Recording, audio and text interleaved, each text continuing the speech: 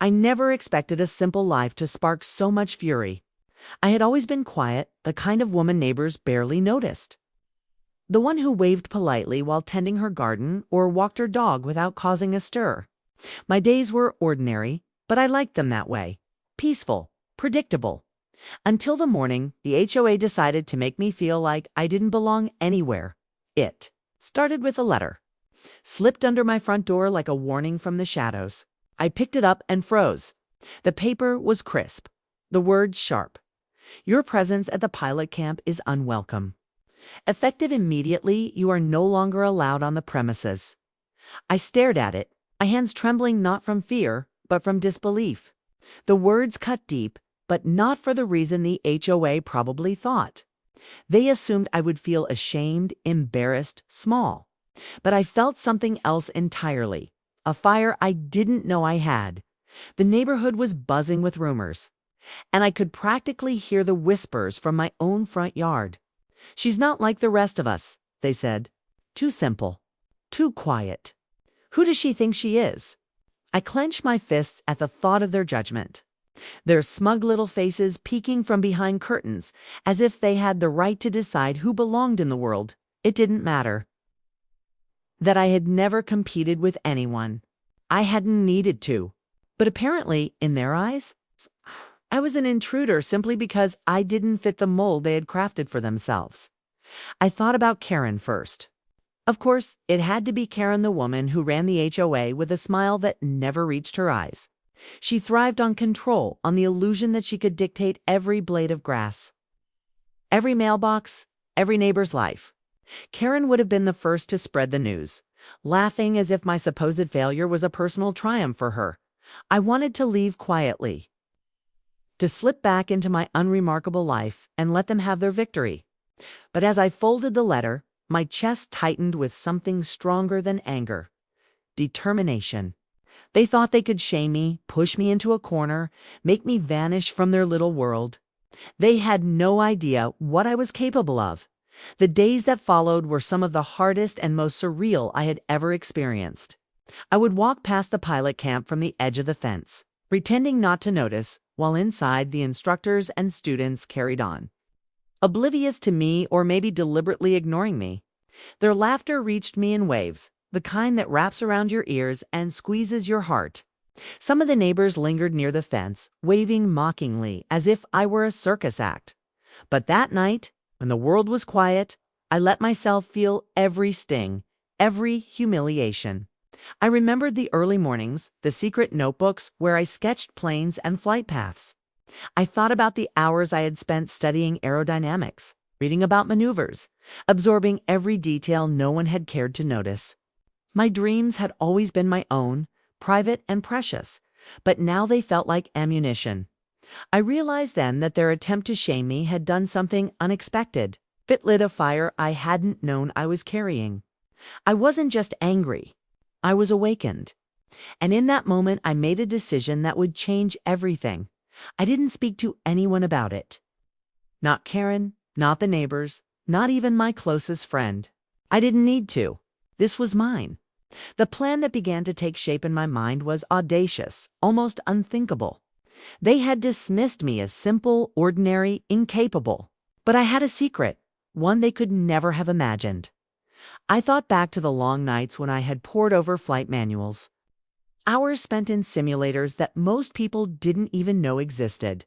I had trained quietly, often alone, learning to handle aircraft far beyond what the neighborhood might consider reasonable. And there was one thing I had never shared with anyone. My ultimate goal: an F-22, the fighter jet of legends. The kind of plane most people only saw in movies. The kind that could dominate the sky with ease.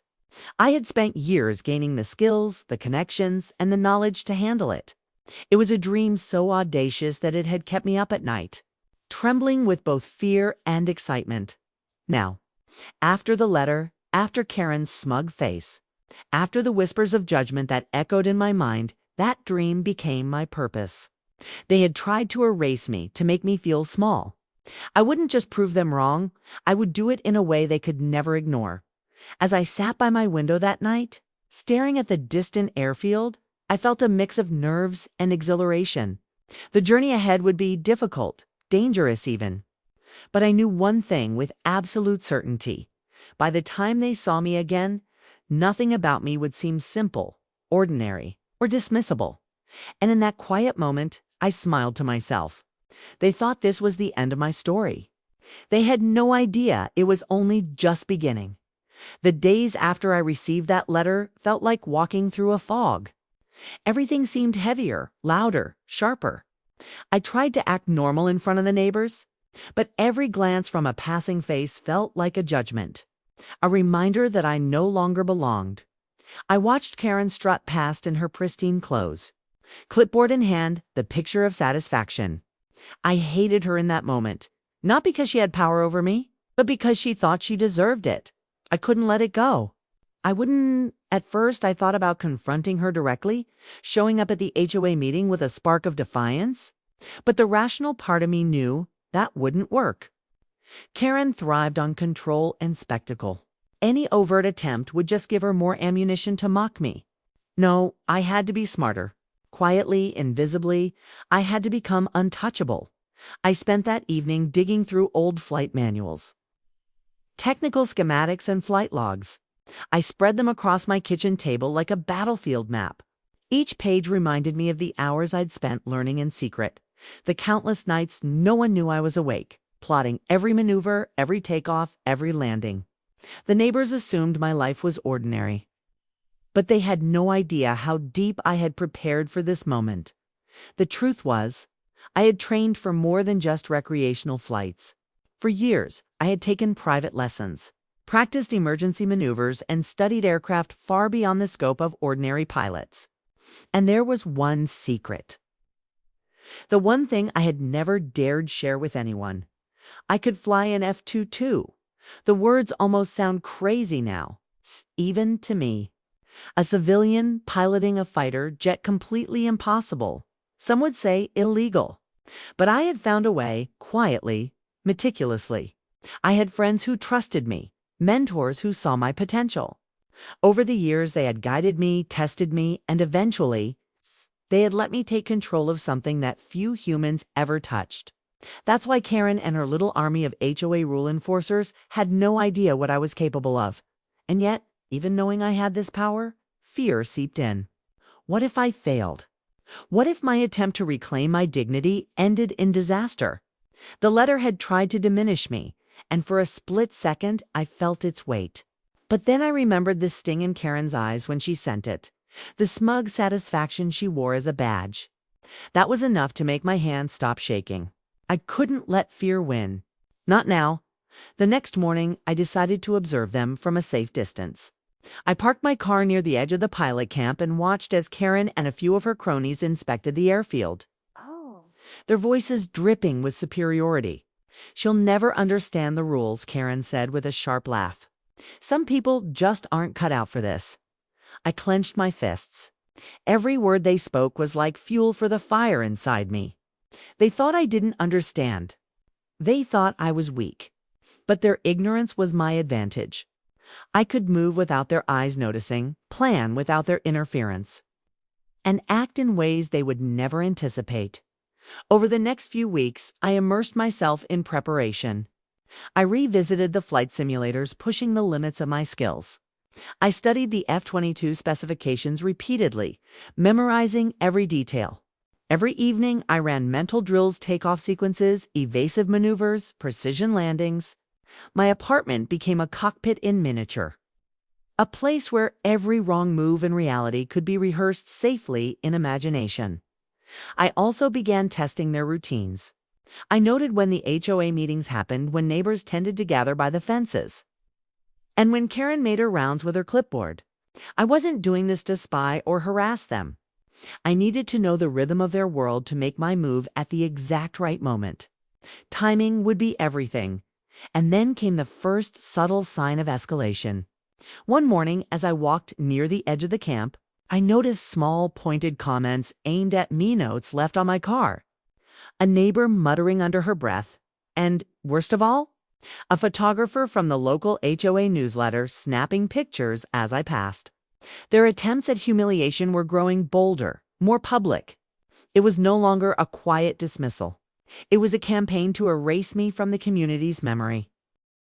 But instead of breaking me, it made me sharper. I realized that the more they pushed, the higher I could rise. Every whispered insult, every smirk, every clipped letter from Karen only added weight to the plan I was building in secret. By the time they thought they had one, I would have already rewritten the rules entirely. By the end of that week, I was ready. Not to confront them directly, not yet, but to make them see in a way they could never forget that I wasn't just some quiet woman they could dismiss. I was stronger, faster, and more prepared than they could imagine. And deep down, as I looked out my window at the camp below, I felt something I hadn't felt in years, the thrill of absolute possibility. They had tried to shame me. They had tried to push me out. But the fight had only just begun, and I knew with every fiber of my being that I was about to take the first step toward a victory they would never see coming. I had always thought of myself as ordinary, quiet, invisible. But days following the HOA's letter proved otherwise. Every glance, every whisper, every tiny act of scrutiny reminded me that they didn't just see me. They were trying to define me, limit me, humiliate me. And the more they pushed, the more personal it became. It wasn't just Karen anymore. Her influence had spread. A few of the neighbors began leaving subtle threats, notes taped to my mailbox, a bouquet of weeds left on my doorstep, a casual "we're watching" tossed over a fence when they thought I wasn't looking.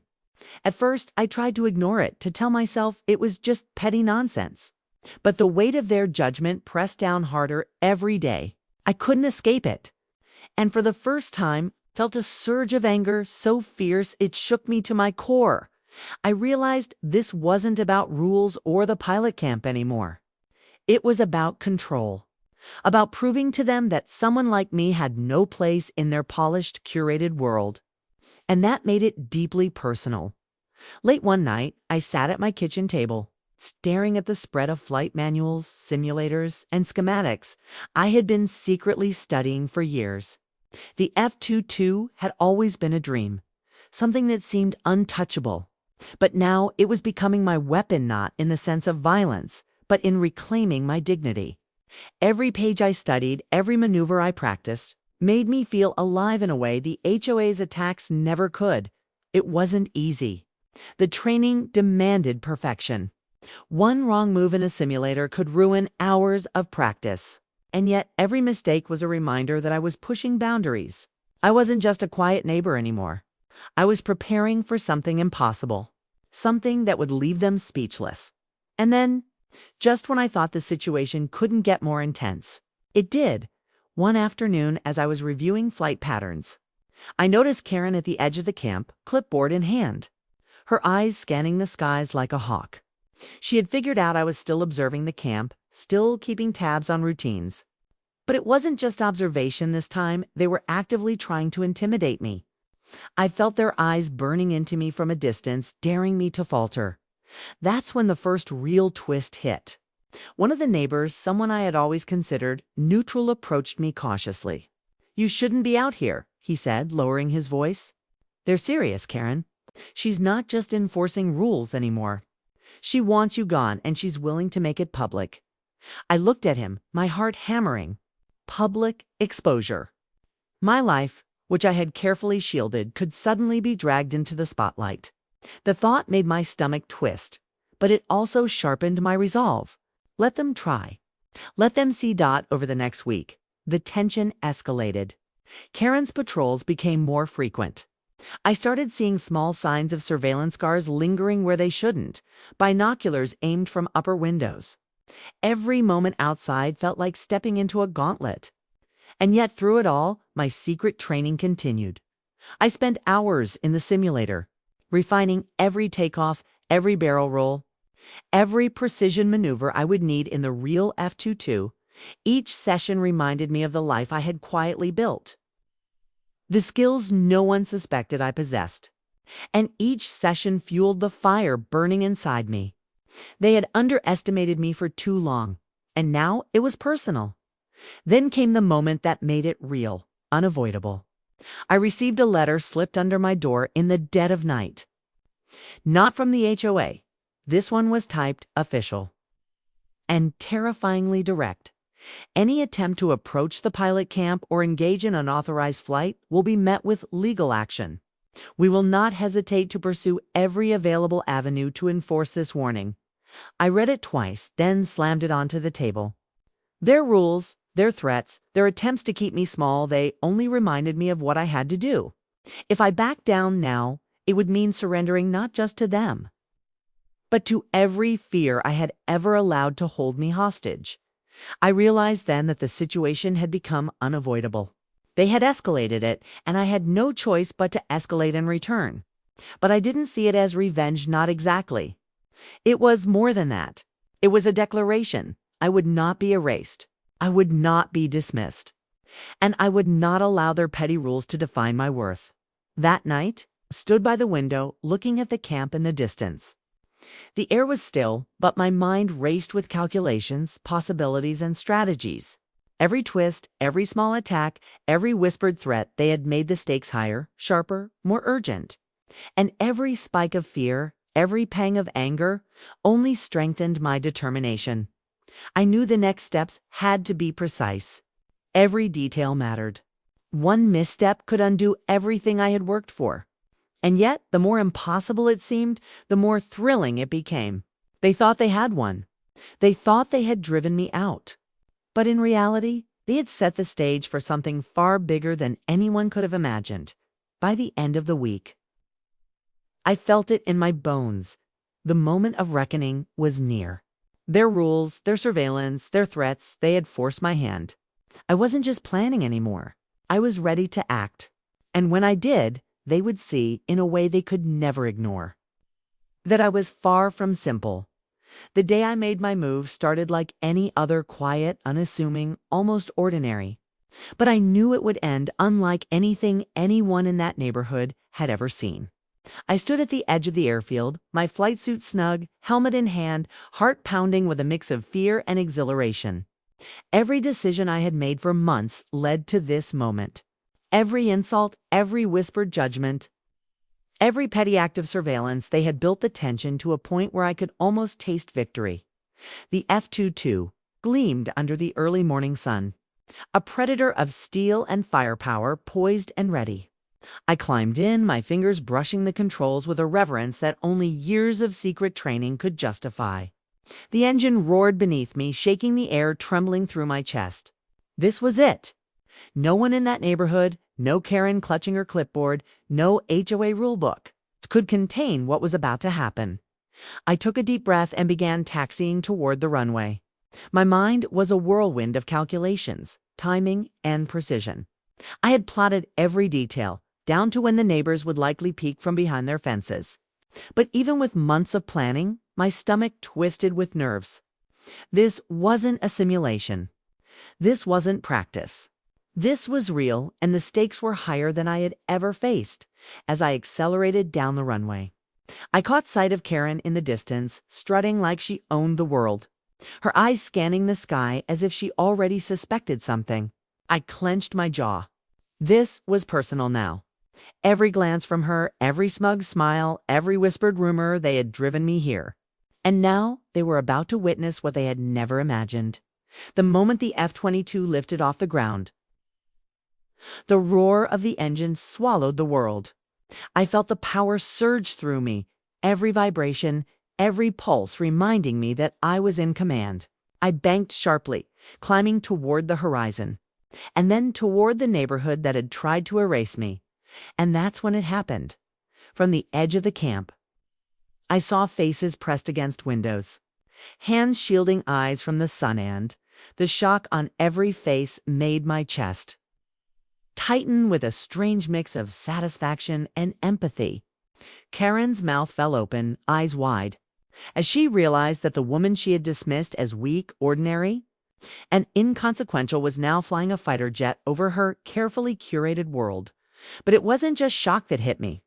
Something unexpected, a pang of guilt. A flicker of fear spiked through me as I realized just how high the stakes had become. The jet's engines thundered beneath me, and I knew that one wrong move, One miscalculation could turn this moment of triumph into disaster. I wasn't just reclaiming my dignity, I was threading a razor-thin line between awe and catastrophe. I hovered low, circling above the lawns, feeling the rush of wind, the tremor of raw power beneath me. Neighbors scrambled, pointing, shouting, some frozen in disbelief, others pulling their children back from the fences. Karen's face was pale, her clipboard abandoned, her voice lost somewhere between a scream and silence. It was more than I had imagined, more emotional, more shocking, more satisfying than any rehearsal or simulation could have prepared me for. And then, just when I thought the moment couldn't get more intense, I saw a movement near the edge of the strata, man I didn't recognize. Jogging toward the fence, waving his arms frantically. My heart skipped. Was it security? The police? Someone who could bring everything crashing down? For a split second, fear gripped me, sharp and icy. But as I focused, I realized he wasn't running toward me to stop me. He was running toward someone else, shouting in alarm. Karen had stepped out into the yard oblivious, frozen in awe. The man grabbed her arm, and for a second, I saw a flicker of her humanity glimpse that beneath the control, the smugness, the rules. There was fear too. That moment hit me harder than I expected. The power I had built, the revenge I had planned, the triumph I had imagined, it wasn't just about proving them wrong anymore. It was about making them see the consequences of their cruelty, yes, but without truly harming anyone. I wanted them to respect me, to understand me, but not to fear me in a way that could destroy. I pulled back slightly, raising higher into the sky, giving them a view of the jet in all its glory without endangering anyone. The roar of the engines echoed across the neighborhood, a declaration that I had arrived on my own terms. I had been pushed, dismissed, and humiliated. But now I was untouchable in a way that no rule, no letter, no HOA directive could undo. As I climbed higher, I caught one last glance of Karen, her face pale, her hands trembling as she realized she had underestimated me completely. It wasn't malice I saw in her eyes anymore, it was recognition. A grudging acknowledgement that she had been wrong about me. And in that moment, suspended between the clouds and the earth, I understood something profound. This wasn't just about revenge. It was about reclaiming power, proving to myself that no one could dictate my worth, and showing the world quietly, dramatically, undeniably that I was more than they had ever imagined. The neighborhood would never forget this day. The whispers, the judgments, the petty rules, they had all crumbled in the shadow of what I had become. And deep down, I knew the real story was just beginning. The stakes had risen, the tension had thickened, and nothing would ever be the same again. The roar of the F-22 still echoed in my ears as I leveled. Above the neighborhood, I had expected shock. Maybe all but nothing could have prepared me for what happened next. The moment I descended low over the lawns, the reaction on the ground made my chest pound in a way I hadn't anticipated. People were running, shielding their children, phones raised to capture the impossible sight above them. Karen's face was frozen in a mixture of disbelief and panic, and for the first time, I saw a flicker of real fear that wasn't just performative, but raw. I banked sharply, skimming just above the rooftops, and felt the jet respond like a living thing. The wind rushed past, whipping my hair and helmet visor. Time seemed to slow as I looked down at the faces below. Some stared, mouths agape. Some pointed. Some dropped to their knees, as if trying to process the sheer impossibility of what they were seeing. And Karen. Karen was screaming, waving her arms, her entire body taut with tension. It hit me then this wasn't just about proving them wrong. This was bigger. This was about showing the world, about claiming my own space, about making them understand the power of someone they had underestimated for far too long. I pulled into a low hover above the main yard where the HOA meetings were usually held. The jet's shadows stretched across the neatly trimmed grass. A dark, impossible rectangle over the perfection of their little world. Karen stumbled backward, tripping over her own feet. And I saw the other neighbors frozen, some trying to record the moment, some just staring in stunned silence. It was intoxicating, but also terrifying. And then it happened. The sudden clarity that the stakes were higher than I had imagined. A gust of wind caught a tarp covering some garden equipment, sending it tumbling toward the street. My stomach lurched. One wrong move, and all this power I had built could turn into disaster. For a moment I froze, heart hammering. Could I really control this? Could I really navigate such raw power without tipping the balance? I focused. I had trained for years. Every detail, every emergency, every maneuver drilled into me until instinct took over. Slowly, deliberately, I moved the F2 to higher, easing the tension, creating a balance between awe and safety. I wasn't just flying over them, I was teaching them a lesson without causing harm. I was taking control of the narrative they had tried to control for so long. Karen's voice broke through the chaos, shrill and angry. "Stop. You can't do this. This is insane." She waved her hands as if the gesture alone could halt the jet above her. I felt a strange surge of compassion in that moment. She had believed in rules, in control, in the world being orderly, and I had shattered it for her, in a way she could never have predicted. Then came the crescendo, the moment I had been building toward for months. I performed a tight roll, low enough for everyone to see, twisting through the air with precision. The neighbors gasped collectively, some shrieking, some laughing, some frozen in shock. Karen staggered back, gripping the edge of her fence like it could anchor her sanity. I hovered for a heartbeat longer, letting the roar of the engines resonate through the street, and then climbed skyward, pulling the jet into a sharp vertical ascent, and suddenly, it was over, or, at least, the act was done. I floated above the clouds for a moment, heart hammering, adrenaline coursing through every vein. The F-22 beneath me was more than steel and firepower. It was proof. Proof that they could never define me. Proof that they had underestimated what I was capable of. Proof that I had the right to exist on my own terms. The descent back to the airfield was quiet in comparison, though my mind raced. I had expected shock, maybe fear, but the intensity of what I had done had left me unprepared for the emotional impact. By the time I taxied back to the hangar, my hands were still trembling, and my chest ached from the mixture of triumph and fear.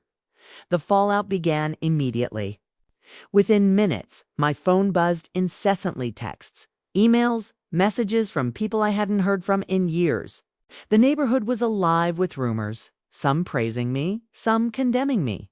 Karen had already begun typing an urgent email to the HOA board, her words sharp and furious. I could feel the weight of her wrath, but it no longer scared me. Then came the subtle, more satisfying consequences. For the first time, people who had whispered behind my back now stopped me in passing, their expressions shifting from disdain to reluctant acknowledgement. A few neighbors even offered small nods of respect, unsure whether to fear or admire me.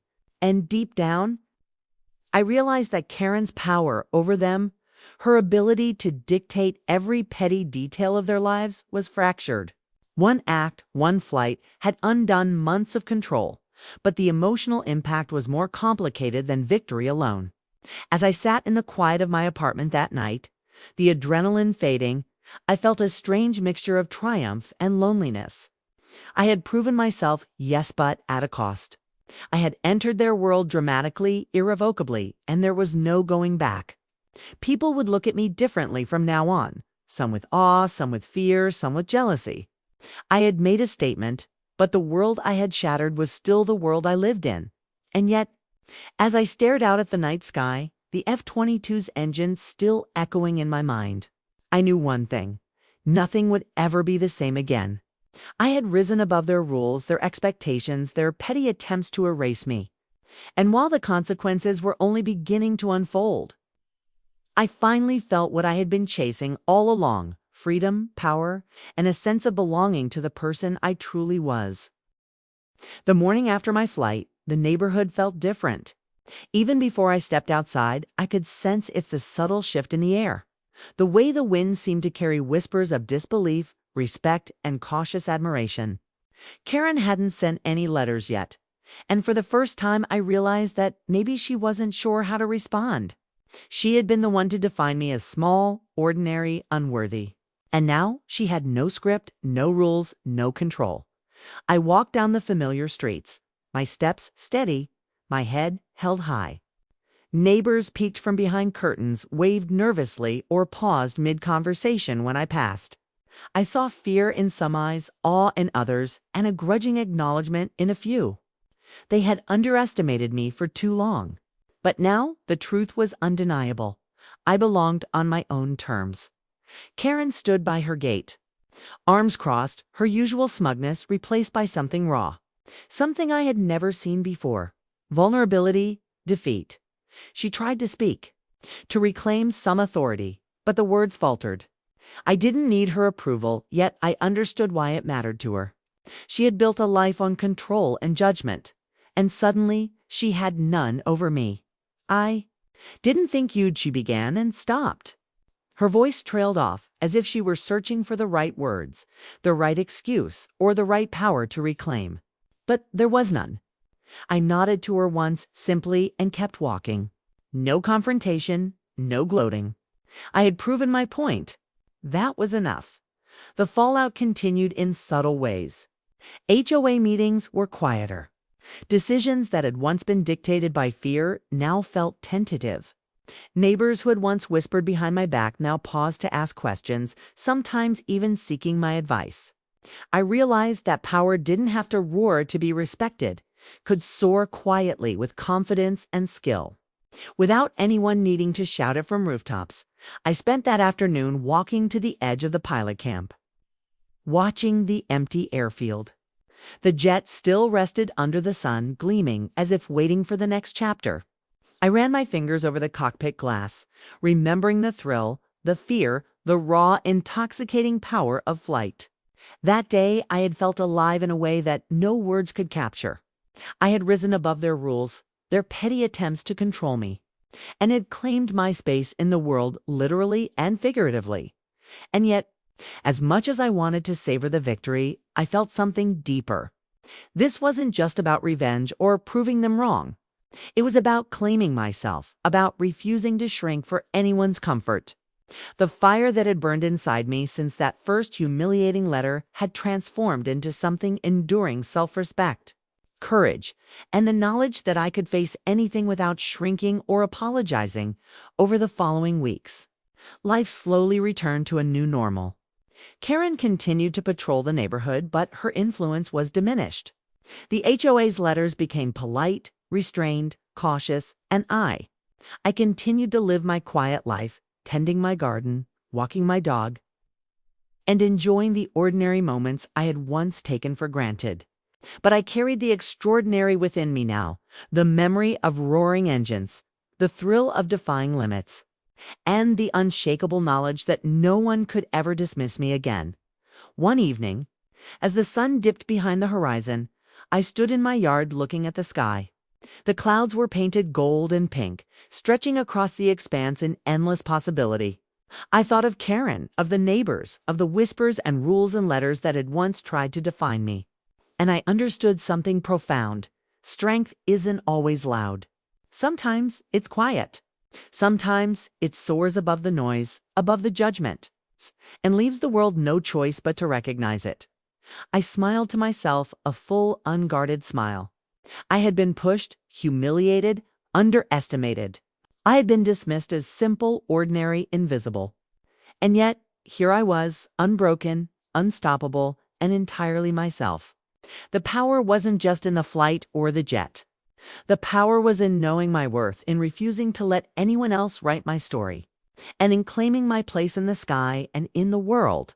That night, as the stars began to twinkle, I realized the lesson I had learned, the one the HOA and Karen would never fully understand.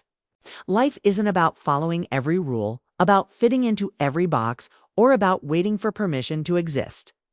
It's about rising above, about soaring when others doubt you, and about embracing the full force of who you are, even when the world tries to keep you small. And in that quiet, starlit moment, I understood something else too. Freedom isn't given.